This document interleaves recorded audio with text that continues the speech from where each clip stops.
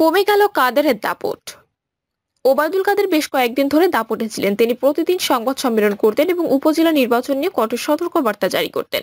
বিশেষ করে উপজেলা নির্বাচন আত্মীয় স্বজনরা যেন প্রার্থী না হয় সে ব্যাপারে তিনি কঠোর হুঁশিয়ারি উচ্চারণ করেছিলেন এবং যারা দলের সিদ্ধান্ত মানবেন না তাদের বিরুদ্ধে শাস্তিমূলক ব্যবস্থা গ্রহণ করার জন্য তিনি ঘোষণা দিয়েছিলেন। আওয়ামী লীগের প্রেসিডিয়াম সদস্য শাহজাহান খান এমন একজন নেতা যিনি ওবায়দুল কাদেরের এই সিদ্ধান্ত মানেনি। সিদ্ধান্ত না মেনে তিনি ধানমন্ত্রী ৩ নম্বর কার্যালয়ে গিয়ে ওবায়দুল কাদেরের তোপের মুখে পড়েন। ওবায়দুল কাদের তাকে বলেন, আপনি তো দলের কোনো সিদ্ধান্তই মানেন না।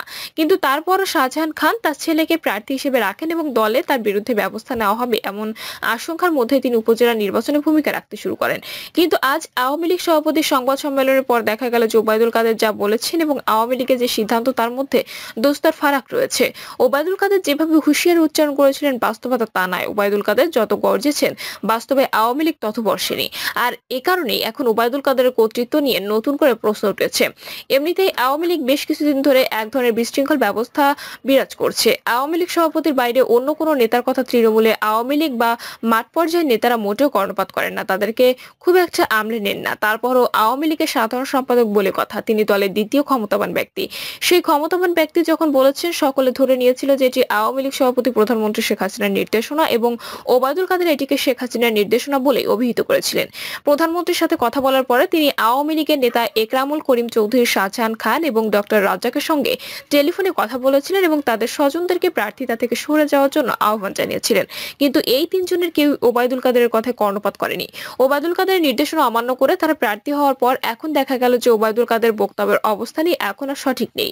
৩০ এপ্রিল আওয়ামী লীগের কেন্দ্রীয় কার্যনির্বাহী কমিটির বৈঠকে উপজেলা নির্বাচন নিয়ে কোনো আলোচনাই হয়নি। অথচ ওবায়দুল কাদের একাধিক গণমাধ্যমে বলেছিলেন যে ৩০ এপ্রিল যারা দলের সিদ্ধান্ত লঙ্ঘন করেছেন তাদের বিরুদ্ধে ব্যবস্থা গ্রহণ করা হবে। কিন্তু ৩০ এপ্রিল এই বিষয়টি নিয়ে আলোচনাই হয়নি। তাহলে কি ওবায়দুল কাদের বাড়িয়ে বলেছেন?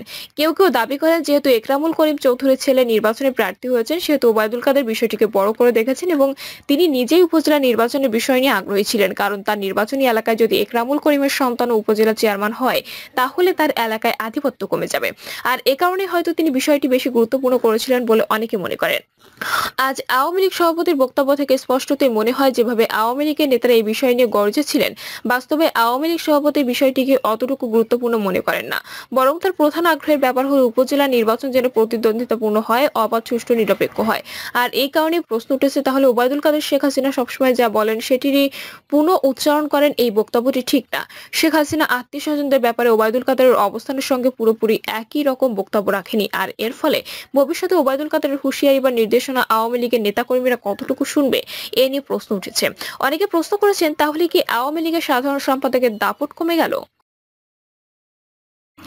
প্রিয় দর্শক, এই ছিল এখনকার সর্বশেষ সংবাদ। আপডেট সব সংবাদ পেতে চ্যানেলটি সাবস্ক্রাইব করে বেল আইকনটি ক্লিক করে রাখুন।